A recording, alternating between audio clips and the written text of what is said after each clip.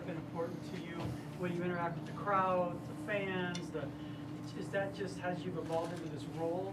I don't know. I mean, it's still, I've been doing some of the, the same stuff. I don't know. I guess, people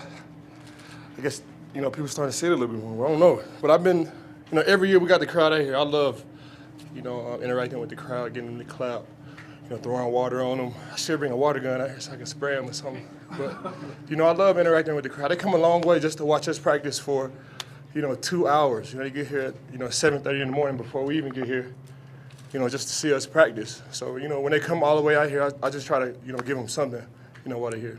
Speaking of practice, you seem to be on another gear again, man, like just tearing it up. Same old, man. That's I got to be consistent at that. That can't change regardless. No Shane, no Shaq, no DeMarcus Ware from last year. Your Super Bowl pass rushing group has dwindled at the moment. Any concern? No, that's part of the National Football League. When we lost DeMarcus last year, gave us the opportunity to get Shaq and Shane more reps. We lost Shaq and Shane. That gives us a chance to get Dora in there, to get Kasim, to get Kenny, get all those young guys in there. And every day they get a little bit better. So, as long as those guys keep improving, when they get their shot, I'm pretty sure they'll take advantage of it. Well, during individual drills, it looks like you're almost a coach out there. Is that just something that you stepped into? Like I said, this is stuff that I've been doing. I guess you guys paying a little bit more attention. It's some of the stuff that I've been doing a lot. Isaiah McKenzie, it's my son, Little Crawfish. His nickname is Little Crawfish. You got the lobster. Little Crawfish is his nickname. So he's gonna do a lot of good stuff for us this year. So I'm proud of him. What have you seen from DeMarcus Walker, and what advice are you giving him? I've seen a lot. I was talking to DeMarcus. I said, DeMarcus, you can play inside, and you move outside, and play defensive end, and you move outside, and play outside linebacker. I'm not sure it's a player in the National Football League that can do that. So I talk to him about that every single day. If you're able to, really, harness the force, young Padawan, and really, make, really take advantage of, your opportunity that you have. There's not too many defensive tackles. They get to go play outside linebacker and move around. If he's able to be elite, at all three positions, that'll be something to look out for. So I think he's excited about it. And I'm gonna do my best. I'm gonna coach him up like I do everybody else. What are some of the things you do just to stay at such high intensity, to stay at that level? Because it's not easy to just keep doing something over and over again when you're at such a high level. You got to maintain, Yeah, I just work. Every single day when we get a break, I go work. I'm not, going home or, going to get lunch or taking a break. I'm here at the facility all day. All the time that I get, I like to take advantage of it, whether it's the walkthrough time or, the weight room time or, lunchtime. I like to take advantage of every single minute that I got and, really just try to transfer that into my game. And I feel like all the greats, did that. DeMarcus did that. He stayed, extra, did some ad work. Peyton did that. Tim Tebow was one of the warriors, and taking advantage of all the time that he had. So that's what I'm trying to do. I'm just trying to take advantage of all the time that I have to improve my game. Can you give us a scouting report on the two new offensive tackles, Watson and Garrett Bowles? They're great. Garrett, he's going to be great for us. He's already, when he goes out there, he already has that mentality. He wants to work. I see him, before the play telling, CJ, no, I don't want to chip. No, I don't need no help on that. And, if you got an offensive lineman like that, a guy that's just not trying to, he's trying to win. He's not out there just not trying to get beat. To have that mentality at a young age is incredible. And Watson, he's the tough guy of the group. He has that UK accent, the big brute in there. He's the tough guy of the group. The energy and the support comes through him. So I feel great with all those guys. We got Matt Paradis, back in there. And it's going to be great. It's going to be great. You see them out there, they're a whole lot tougher. The attitude and the energy is up. So that's what you need out of your offensive linemen. So I'm expecting a lot of great things out of those guys. Are you as lean as you've ever been in terms of body fat? I think you did a turn that. And how have you seen it translate out here in terms of the workouts you put yourself through this off season? Body fat. Yeah, it's great. See my Instagram photos where I like post.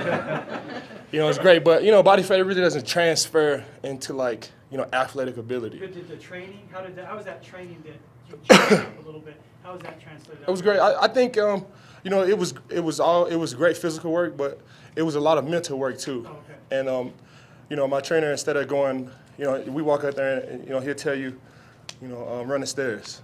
You know, he's not telling you, you give me 10 stairs. He just say, you know, run the stairs. And you run them, you come back down, just say, keep going, just keep going. You know, so over time, you really develop this mentality where, you know, you just here to work. And that's the mentality that I want on the football field. It doesn't matter if it's first quarter, second quarter, overtime. It doesn't matter if I've been out here for 8 plays or 7 plays.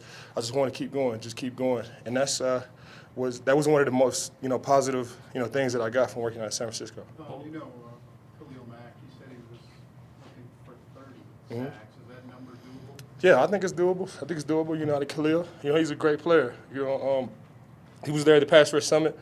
You know, just watching him play, it's definitely doable. You know, I don't think it's, you know, not too many offensive linemen that can block him out here. He's a great player. You know, all those guys, Khalil, you know, Olivier. I mean, for any of you guys, is 30 a realistic? 30, I think it is. First off, you got to come out. Let me think about it. You got to get 10 in that first month. You know, you got to get 10 in the first month, which is doable. You know, you get 2.5, get 2.5 the next game. You know, 2.5 the next game after that. You know, you might miss one game, and then you get 2.5. So there we got 10 in 5 games right there. And you got to get 3. You got to get 3. You know, if you get 3, 2, 3, you know, it's definitely doable. It's definitely doable. I think it's not. Team's gonna chip you. That's just, you know, that's just the gospel right there. But you got to take advantage of your pass rush opportunities. So if you get, you know, 5 open rushes, you got to win all 5 of those rushes. You know, out of those 5, you might get, you know, 2 or 3 sacks off of those. That's the math that I have, you know, on it. So out of all the rushes in the game, out of all the plays in the game, out of those 5 plays, you got to get home on those plays to make it happen. So it's definitely doable, especially with a player like Khalil. Bulls was calling you the Chinese Dragon. What do you think of that name? Yeah, I mean, we were talking one time. Like I told you, that's my guy. You know, we talking one time. He was like, what are you thinking about when you rush? And I'm telling him, I just, you know, get the Chinese Dragon. I come in there and I just like jump, and then I just go. So, you know, I think that's what he got from there. But, you know, I mean, it's I mean, if you look at it, that's what, you know, any great pass rusher, that's what you're trying to be. You know, you're trying to be unpredictable and still, you know, have force and movement at the same time. TJ Williams once told me that you were giving him tips and you said, you got to act like you're in a phone booth with the lineman and he can't touch you. Yeah. I mean, that's just like, you know, like Matrix type stuff. You know, they shoot, you know, you just gotta go. That was back in the younger days, you know, like moving and doing all that stuff. You don't really have to put too much energy into it like that no more. But still, though, the phone booth mentality is still a big one. You mentioned your Instagram page. Your videos are like movie trailers. What was the idea behind that? You having fun with that? Yeah, I'm having fun. You know, I've been like interested in like, you know, the cinema and the production. You know, part of like movies and stuff. And Jackson, my cameraman, Jackson Belcher, I've been with him for like, how long has it been, Pat? Like Over a year, right? yeah, it's been like I think it's been like 3 years since like the year before. You know, we went to the Super Bowl, and just over time, you know, you just talk to them and going to shoots and asking the guys about cameras and stuff. And I just didn't want to shoot. I just didn't want to shoot my Instagram page with a Canon 5D. I feel like everybody does that, or just like a Nikon or anything like that. So we went out and we got a Red, and we shot with a Sony. I think it was a FS7, like the big one. Am I right? The FS7, the shoulder mount. And we just like merged those. And I really wanted to like create like a commercial type feel with my Instagram, you know, platform. You get a whole minute. So if I can create my own commercials and put them on my Instagram, you know, 1,000,001 people are gonna see this. So I don't really need like, you know, any like big, you know, companies to do a commercial for me. I could just do it through social media. Is the Von logo, is that new this year? Oh yeah, I had it. And we just started like really pushing it, like, you know, this year. Jackson, he was with me the whole month of July, every day. He stayed with me. And so we just really wanted to take advantage of, you know, all the opportunity that we had. And, you know, he came up with the logo, and we just started pushing it. And, you know, if you start putting out content, you know, every single day, you know, people, you know, they start to see it. You know, the likes and the views might not be up, but the impressions, that's what you really want out of a social media page. You know, you want the impressions. You know, it's not really about, you know, followers and anything like that. We already got followers. We're just trying to, you know, put the content Are you out. trying to monetize it, or you just like the reach? You just like I just like to reach. You know, when I was a little kid, I wanted to be I'm looking at it like in this point of view. If I was 11 or 12 years old, Yeah. and I can't go on YouTube or like, you know, in all these places and find my favorite player and what he's doing, I could just go to his Instagram page. And the type of content I'm putting out, that's for all of those guys, so they can see exactly what I'm doing behind the scenes, kind of like a behind the scenes thing. So.